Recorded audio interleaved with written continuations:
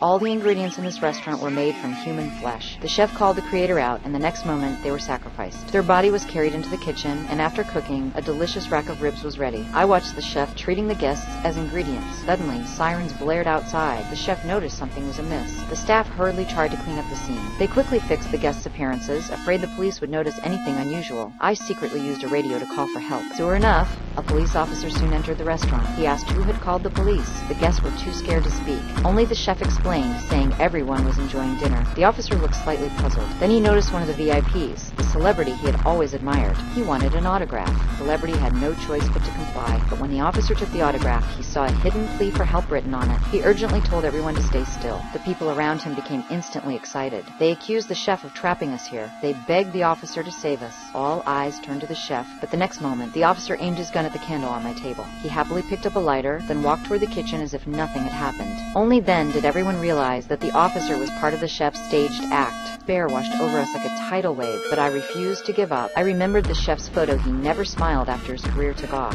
The only photo showing joy was from his apprentice days, smiling while making a cheeseburger. I understood I had to fight with everything I had. Stood up, my heart pounding like a drum. I said, I don't like your food. I said I want a burger.